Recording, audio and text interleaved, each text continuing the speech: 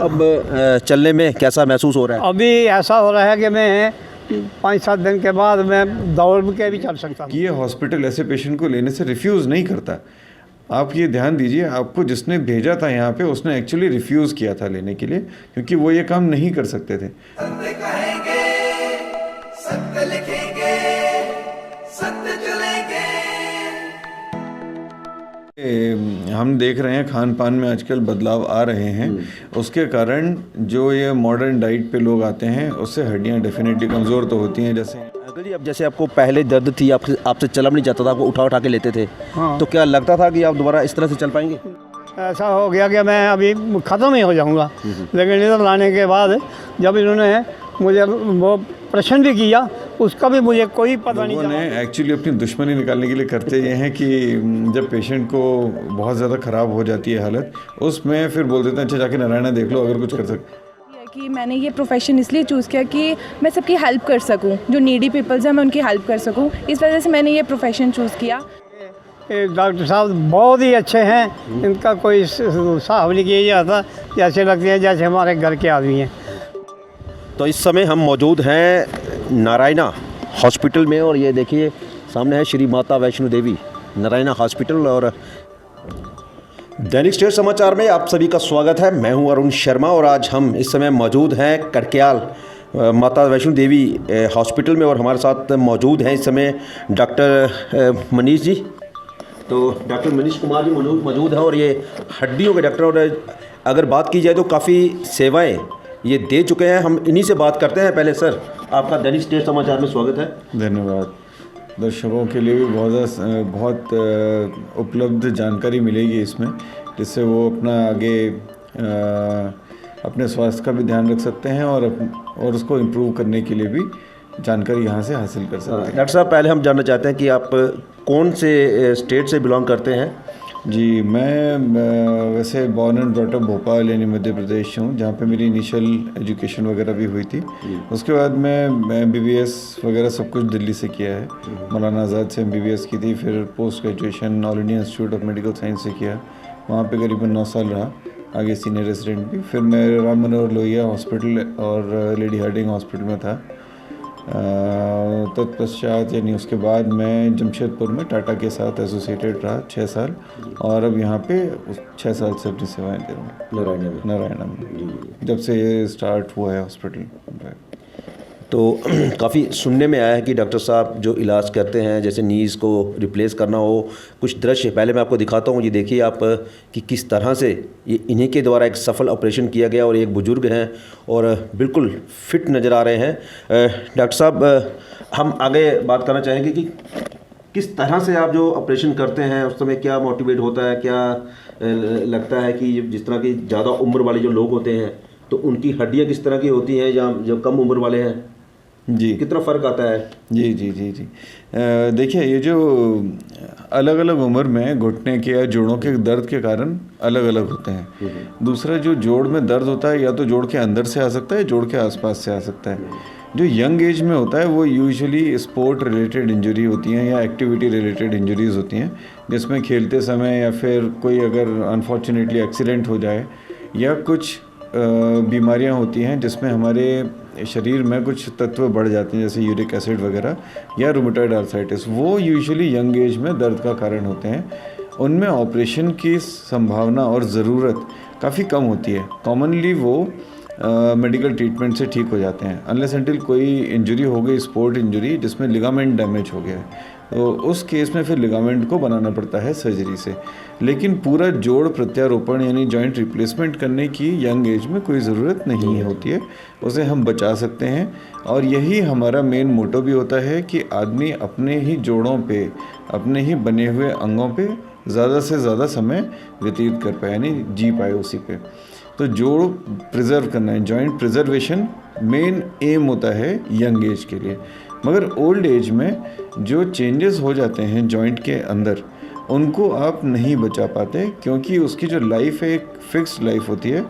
मेरा हमेशा एग्जांपल एक कॉमन वही होता है कि जैसे गाड़ी का टायर है, तो शुरू में तो अब पंचर हो जाते हैं जैसे टायर, तो उसमें आप पंक्चर लगा के, लेकिन टायर तो नहीं बदलते हो, टायर तो वैसे ही रखते हो, लेकिन कुछ सालों तक वो टायर जब चल जाता है तो वो घिस जाता है, उसके बाद तो उस टायर को चेंज करना ही पड़ता है। वो सिचुएशन हो जाती है ओल्ड एज में, जिसमें आप उसे रिपेयर नहीं कर सकते, आपको उसे रिप्लेस यानी नया टायर, नया घुटना या नया जोड़ लगाना पड़ता है। तो ओल्ड एज में आप ध्यान ये रखना चाहिए कि कोई भी बीमारी समय लेते हुए उसका इलाज कराना सबसे ज़्यादा ज़रूरी है, तभी उसकी सक्सेस सबसे ज़्यादा होती है। अगर हम बीमारी को बढ़ाते जाएं, लेट इलाज कराएं, तो उस केस में जो चेंजेस होते हैं वो बिल्कुल ही सीवियर कैटेगरी में चले जाते हैं। जैसे फिर हम बोलने लगते हैं स्टेज 4, और स्टेज 4 के बाद भी सेकेंडरी चेंजेस, यानी घुटने के कारण स्पाइन भी ख़राब हो जाता है। तो आप अगर घुटना चेंज या कर भी दो और उसका दर्द कम भी हो जाए तो भी स्पाइन का दर्द रहता है। दूसरा, एज बढ़ती जाती है तो हमारी बॉडी के बाकी ऑर्गन्स भी धीरे धीरे वीक तो होते ही हैं, जैसे हार्ट है, लिवर है, किडनी है, और कुछ बीमारियां भी लग जाती हैं। आजकल शुगर, ब्लड प्रेशर वगैरह भी चल ही रहा होता है, तो उन सब का भी असर पड़ता है जॉइंट रिप्लेसमेंट सर्जरी पे। तो उससे जो सक्सेस होती है थोड़ी सी कम हो जाती है, बजाय कि हम जब उसे सही समय पे करवा रहे हैं तब। तो इसीलिए बीमारी का इलाज जब एकदम सही समय हो तभी ले लें, तो सबसे अच्छा उसका इम्प्रूवमेंट आपको नज़र आएगा अपनी बॉडी के ऊपर भी, और सबसे ज़्यादा फंक्शनल भी हम रह सकते हैं उसमें। डॉक्टर साहब, अगर बात करें तो आपने काफ़ी ऑपरेशन किए होंगे जी, सक्सेसफुल भी रहे होंगे कुछ, है ना? तो जिस तरह जो अभी आपने जो बुजुर्ग हैं जिब्ताती एरिया से बिलोंग करते हैं उनका किया, तो वो आपको किस तरह से लगा? जी जी जी, इसमें देखिए, एज ए सर्जन ये एक फैक्ट है कि अगर आप सर्जरी करते हैं तो कॉम्प्लिकेशन ज़रूर होगा। अगर कोई बोलता है कि उसका कॉम्प्लिकेशन नहीं हो रहा है कोई भी, और वो बिल्कुल ही 100% सक्सेसफुल सर्जन है, तो यूजुअली ये कहा जाता है हमारी फील्ड में कि मतलब वो ऑपरेशन कर ही नहीं रहा होगा, तभी होता है ऐसा। नहीं तो complication is a part of surgery, जिसमें कई सारे कॉम्प्लिकेशन सर्जिकल रिलेटेड होते हैं, कुछ पेशेंट रिलेटेड होते हैं, कुछ एनवायरनमेंट यानी परिस्थितियाँ रिलेटेड होते हैं। इसमें जो सबसे पहले सर्जन रिलेटेड कॉम्प्लिकेशन, वो तो सर्जन के एक्सपीरियंस पे डिपेंड करता है, उन लोगों ने कितना काम किया हुआ है। जितना ज़्यादा एक्सपीरियंस है उतना कॉम्प्लिकेशन होने के चांसेस कम होते हैं, उतने फंक्शनल रिजल्ट ज़्यादा अच्छे होने के भी चांसेस अच्छे होते हैं। दूसरा होता है पेशेंट रिलेटेड फैक्टर, जिसमें आपने अभी बताया जैसे बुज़ुर्ग थे, तो ये बुज़ुर्ग ज़रूर हैं, लेकिन इनकी अंदर से विल पावर बहुत स्ट्रॉन्ग और बहुत ही समझदार रहे हैं ये, क्योंकि जो ऑपरेशन के बाद फिजियोथेरेपी की ज़रूरत है, प्लस उनके बेटे का भी सपोर्ट बहुत अच्छा रहा है। तो जो फिजियोथेरेपी हमने समझाई वो उन्होंने बड़े अच्छे से समझी, और उसका इस्तेमाल वो कर भी रहे हैं। मेरे पास आए थे तब मैंने उन्हें 1-2 चीज़ें बोली थी कि ये स्टेप कैसे रखना है, किस स्पीड से चलना है, उन सब का ध्यान रख के वो बड़े ही खुश हैं, और इम्प्रूवमेंट भी अच्छा आया हुआ है उनका। घुटना पहले मुड़ता नहीं था ढंग से, और उस पर वज़न भी नहीं दे पाते थे, वो टेढ़ा भी हो गया था, तो अब वो सीधा भी हो गया है, मुड़ भी रहा है, और वज़न भी दे पाते हैं पूरा। कुछ ऑपरेटिव रिलेटेड सेंसिटिविटी होती है, वो ओल्ड एज में थोड़ी सी ज़्यादा होती है, वो लेकिन दवाइयों से कंट्रोल हो जाती है। एक प्रॉब्लम ज़रूर आती है कि जितनी ज़्यादा ओल्ड एज हो उतना थोड़ा घाव भरने में टाइम लगता है, जैसे कहते हैं ज़ख्म आना यहाँ पे, उसमें टाइम ज़्यादा लगता है। उसके लिए डाइट अगर इम्प्रूव करके रखी जाए, और थोड़ा सा नॉनवेज मैं इसमें बोलता हूँ कि लेने से फ़ायदा होता है, नहीं भी हो तो उसे डाइट के, ये कुछ मेडिसिन आती हैं उसके साथ डाइट में जोड़ के हम उसे इम्प्रूव कर सकते हैं। तो ओल्ड एज में ऐसा नहीं है कि जॉइंट रिप्लेसमेंट नहीं होता है, और एक्चुअली ये सर्जरी ओल्ड एज के लिए ही है। जब आपके घुटने ख़राब हों, आपको लगता है कि आप अब इंडिपेंडेंट काम नहीं कर पा रहे हैं, किसी न किसी पर डिपेंडेंट रहना पड़ जा रहा है, और आप उतनी सरलता से अपने जीवन को नहीं जी पा रहे हैं, तो ज़रूर ही ऑपरेशन करा के अपने फंक्शन को इम्प्रूव करना है। ये ऑपरेशन जान नहीं बचाता है, लेकिन फंक्शन ज़रूर इम्प्रूव करता है। पुरानी बहुत भ्रांतियाँ थीं, जिन्हें मिथ्स कहते हैं कि एक 80 साल के ऊपर क्या फ़ायदा होगा, या 75 साल के ऊपर क्या फ़ायदा होगा, या 60 साल से नीचे नहीं करना चाहिए। अब ऐसा नहीं है, टेक्नोलॉजी बहुत एडवांस हो गई है, 60 साल से नीचे के लोगों को भी अगर ज़रूरत पड़ती है तो करना चाहिए, और अच्छे जोड़ आ गए हैं। 80-85 साल कोई अपर एज नहीं है। बात यह है कि आदमी का जीवन बिना परेशानी के व्यतीत होना सबसे ज़्यादा ज़रूरी है, जिसके लिए जॉइंट रिप्लेसमेंट उसके लिए बहुत कारगर इलाज होता है। तो 80, 85, 90 साल इन सब के लिए भी हम लोग करते रहते हैं, और उनका जीवन रियली बहुत ही इम्प्रूव हो जाता है। सबसे पहली बात, वो इंडिपेंडेंट हो जाते हैं। दूसरा, उनका पेन ख़त्म हो जाता है। आदमी को ज़िंदा रहना है तो दर्द झेल के थोड़ी ज़िंदा रहना है, आपको दर्द तो ख़त्म होना चाहिए ना, तो उन चीज़ों का इलाज जो है, और आजकल ये इलाज बड़ा सरल है। जैसे पहले लोग कैटरेक्ट में अपनी आंखें बदलवा लेते थे, ऐसे ही आजकल जॉइंट रिप्लेसमेंट बड़ा ही कॉमनली करा जाने वाला इलाज हो गया है। सक्सेस रेट बहुत अच्छा है इसका। अच्छा डॉक्टर साहब, मैं जानना चाहता हूँ, जैसे हम देखें जो एक गांव के लोग होते हैं, जैसे ये बुजुर्ग भी गांव से ही बिलोंग करते हैं, और जो शहर के होते हैं, गांव के लोग वो देसी चीज़ें ज़्यादा खाते हैं, है ना, उनकी खुराक जो हैवी रहती है, दही मक्खन, है ना, घी, वो प्योर होता है। अब शहर की बात करें तो वो चाइनीज़ को फूड को ज़्यादा लाइक करते हैं, है ना। तो आपको क्या लगता है कि इस तरह के, जैसे जो गांव का जो एक बुजुर्ग है और शहर का बुजुर्ग है, क्या उनकी हड्डियों और उनकी हड्डियों में कोई फ़र्क आता है? हाँ, जैसे जैसे हम देख रहे हैं खान पान में आजकल बदलाव आ रहे हैं, उसके कारण जो ये मॉडर्न डाइट पे लोग आते हैं, उससे हड्डियाँ डेफिनेटली कमज़ोर तो होती हैं। जैसे इनकी हड्डियाँ बहुत अच्छी थी, बस ये था उसके ऊपर जो चढ़ा हुआ कार्टिलेज था वो पूरा घिस गया था, वो उम्र के कारण हो जाता है। लेकिन जो इनका रिज़ल्ट और इम्प्रूवमेंट आएगा वो भी हड्डियाँ अच्छी होने के कारण बहुत ही अच्छा है, क्योंकि वो जो जोड़ है वो हड्डी के ऊपर फिट होता है। तो हड्डी अगर स्ट्रांग होगी तो उसका फिटिंग भी बहुत अच्छी होगी। तो जो कमज़ोर हड्डियाँ हो जाती हैं, जिसे हम ऑस्टियोपोरोटिक बोन कहते हैं, उसके ऊपर जोड़ फिट होना भी बहुत अच्छा नहीं होता, थोड़ा सा लूज़ भी रहता है। दूसरा, उस ऑपरेशन के बाद फ्रैक्चर होने के चांसेस भी काफ़ी होते हैं। तो हम लोग पेशेंट को उतना फास्ट और उतना खुला सब कुछ करने के लिए नहीं प्रेरित कर पाते। जबकि जैसे ये बाबूजी हैं जो गांव से हैं, इनका खान पान भी अच्छा रहा है, वज़न भी इनका कम रहा है, लीन फिट आदमी थे, तो इससे इनकी हड्डियां बड़ी मजबूत हैं। जिससे हमने स्पेशली बोला है कि आप तेज़ चलना शुरू करिए और लंबी स्टेप्स लेना शुरू करिए। वो सब कॉन्फिडेंस सर्जन को इसीलिए आता है क्योंकि पेशेंट की बॉडी स्ट्रक्चर भी बहुत अच्छा है। शुक्रिया। तो ये डॉक्टर जी थे, मनीष जी, और उन्होंने काफ़ी विस्तार से हमें जानकारी दी है हड्डियों के बारे में। और मैं अंत में डॉक्टर साहब से पूछना चाहूँगा या बोलना चाहूँगा, डॉक्टर साहब, जो लोग थोड़ा सा कतराते हैं नारायणा आने के लिए, पिछले दिनों कुछ बदनामी किया गया था कि यहाँ पे सर्विस जो अच्छी नहीं मिलती है या पैसों के लिए होता है, लेकिन आज हमने एक सक्सेसफुल मिसाल देखी है यहाँ पे, जो आपने ऑपरेशन करके दिखाया है, ठीक करके दिखाया है। उन लोगों को आप क्या मैसेज देना चाहते हैं? देखिए, सुनी सुनाई बातों पे विश्वास कभी भी नहीं करना चाहिए, भले ही वो आपकी हेल्थ रिलेटेड हो या हॉस्पिटल रिलेटेड हो या इवन अपने घर की या घरेलू मुद्दे हों, जैसे खाना क्या खाना है, कौन सी सब्ज़ी खानी होती है, कौन सी नहीं खानी होती है, कौन सी दुकान से अच्छी मिलती है, कौन सी से नहीं मिलती है। हम उन चीज़ों को खुद जाके ही चेक कर लेते हैं, है ना, कि जहाँ से सब्ज़ी लेनी है, कहाँ से कपड़े ख़रीदने हैं, कहाँ से किताबें लेनी हैं, ये सब चीज़ें जाके खुद देख लेते हैं। तो लोगों के बोलने पे या बहकावे में नहीं आना चाहिए। आप आइए, हॉस्पिटल बहुत ही अच्छे तरीके से बनाया गया है, जिसमें फैसिलिटीज़ सारी वर्ल्ड क्लास है। तीसरी सबसे इम्पॉर्टेंट चीज़ ये है कि यहाँ पे रेट यानी जो कॉस्ट है, कॉस्ट ऑफ ट्रीटमेंट बहुत कम है, क्योंकि वो श्राइन बोर्ड की तरफ से बहुत ज़्यादा सब्सिडाइज्ड है, डिस्काउंटेड है, और लेकिन उसमें क्वालिटी कभी कॉम्प्रोमाइज़ नहीं हुई है। ये जो आप लोग भ्रांतियाँ और थोड़ा सा बदनामी सुनते हैं, उसका मुख्य कारण थोड़ा प्रोफेशनल एनिमिटी है, जिसके कारण थोड़ा सा जब इनसिक्योरिटी हो जाती है, पहले से जो लोग इस फील्ड में काम कर रहे होते हैं और कोई नया हॉस्पिटल वगैरह आता है, तो थोड़ी सी इनसिक्योरिटी हो जाती है, जिसके कारण ये मुंह बोली बातें आ जाती हैं। लेकिन मेरा ये पक्का वादा है कि अगर आप हॉस्पिटल कभी भी आएंगे, विज़िट करेंगे, डॉक्टर से मिलेंगे, किसी भी परेशानी का, किसी भी बीमारी का इलाज अगर पूछने के लिए आएंगे, उसकी सलाह लेंगे, तो आप बिल्कुल ही सेटिस्फाइड जाएंगे। और एक बार जब आप सर्विसेज यहाँ देखेंगे तो आपको खुद समझ आ जाएगा कि यहाँ कैसी सर्विसेज हैं। डॉक्टर साहब, कहीं ये तो नहीं है जिस तरह के जो लोग बीमार होते हैं, पहले वो कहीं चेक करा रहे हैं, फिर कहीं चेक करा रहे हैं, और जब लास्ट स्टेज आती है बिल्कुल कि अब बचने के चांसेस कम आए थे नारायणा में, और फिर कहते हैं कि यहाँ पे बचा। बिल्कुल, ये एक बहुत ही मुख्य कारण रहा है। लोगों ने एक्चुअली अपनी दुश्मनी निकालने के लिए करते ये हैं कि जब पेशेंट को बहुत ज़्यादा ख़राब हो जाती है हालत, उसमें फिर बोल देते हैं अच्छा जाके नारायणा देख लो अगर कुछ कर सकते। उस केस में जब पेशेंट की हालत ऑलरेडी इतनी ख़राब है कि उसमें कुछ नहीं किया जा सकता, तो नारायणा ही क्या, बाकी हॉस्पिटल्स में भी कुछ नहीं किया जा सकता है। लेकिन फिर भी आपको ये चीज़ समझनी चाहिए कि ये हॉस्पिटल ऐसे पेशेंट को लेने से रिफ्यूज़ नहीं करता।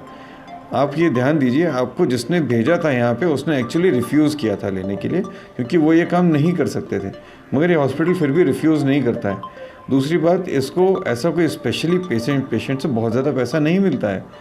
इलाज वही चल रहा होता है, लेकिन क्योंकि ये हॉस्पिटल केपेबल है इसलिए हर पेशेंट को लेके उसका इलाज करने की हर संभव कोशिश करता है। और अनफॉर्चुनेटली अगर बहुत ही लेट स्टेज में होता है तो इलाज कईयों में सक्सेसफुल नहीं हो पाता है, लेकिन आपके आसपास ऐसे भी लोग होंगे जो मिराकुलसली, जिसमें मिराकल हुआ है और लोग बच के गए हैं जबकि पूरी कोई उम्मीद नहीं थी। और ऐसे एग्जाम्पल बहुत ज़्यादा हैं। 6 साल में नारायणा ने बहुत ज़्यादा काम किया है। आप लोगों ने ये भी देखा होगा कि कोविड के समय में भी यही एक हॉस्पिटल था जिस पे सब लोगों को विश्वास था। इवन डॉक्टर्स खुद यहाँ पे आके एडमिट हुए थे जो लोग इसके बारे में हमेशा पहले नेगेटिव बोलते थे।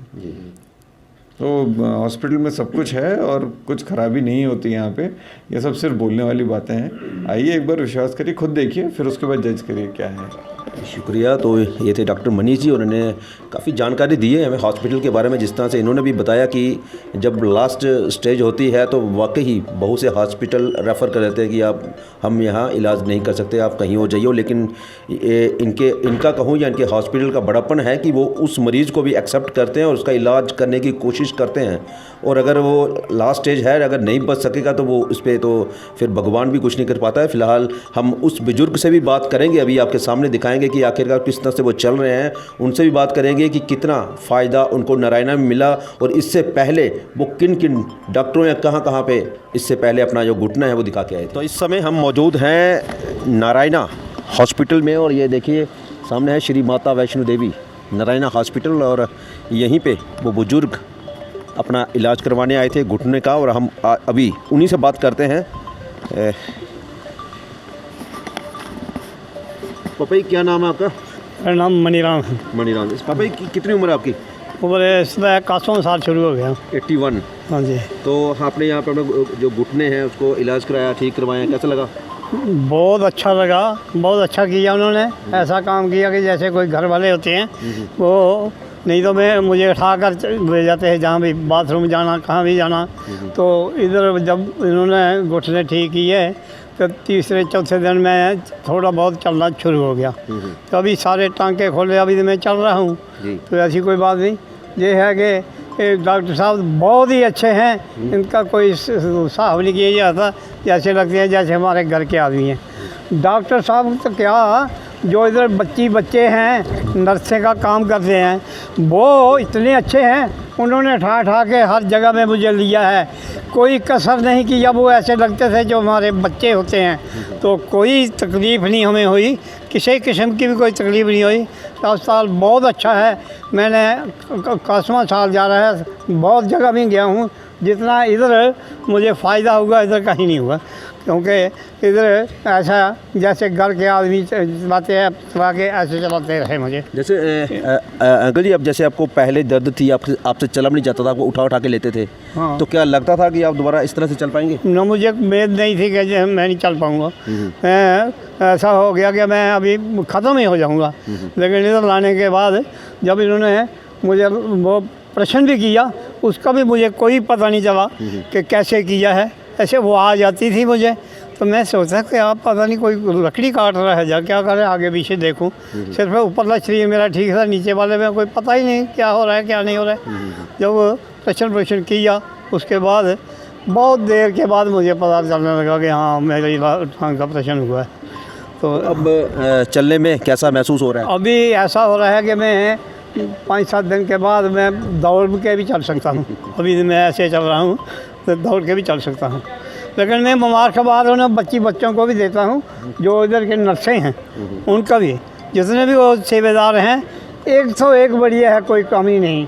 तो इस करके मैं सबको भगवान की तरफ से आशीर्वाद देता हूँ, सबकी प्रमोशनें हों और ऐसे इससे भी अच्छे काम करें। तो इन्होंने कोई कमी नहीं किया, मैंने देख लिया। किसी बच्चे ने मेरे साथ कोई कमी नहीं किया, बहुत ही अच्छा काम किया। जी शुक्रिया, मुबारक हो आपको। पास कर लें। यहाँ पे कुछ स्टूडेंट्स नर्सिंग की ट्रेनिंग भी कर रहे हैं, उन्हीं में से एक हमारे साथ मौजूद हैं। अपना नाम बताएंगी मैडम पहले? जी, गुड आफ्टरनून। मेरा नाम वंशिता है। मैं यहीं की कॉलेज की छात्रा हूँ, Shri Mata Vaishno Devi college of nursing. और ये हमारा पेरेंट हॉस्पिटल है, Shri Mata Vaishno Devi super speciality Narayana hospital. और मुझे बहुत खुशी है कि मैं इस कॉलेज का हिस्सा हूँ, इस हॉस्पिटल का हिस्सा हूँ। यहाँ के faculty member including doctors, all technician, nursing बहुत ही अच्छे हैं। वो सभी मतलब बहुत ही अच्छे हैं। I have no words to explain about this. और इन फ्यूचर मैं भी एक शायद इसका हिस्सा बनूंगी, शायद नहीं पर हाँ इसका हिस्सा बनूंगी। और मुझे अपने प्रोफेशन को लेके बहुत खुशी है कि मैंने ये प्रोफेशन इसलिए चूज़ किया कि मैं सबकी हेल्प कर सकूं, जो नीडी पीपल्स हैं मैं उनकी हेल्प कर सकूं। इस वजह से मैंने ये प्रोफेशन चूज़ किया।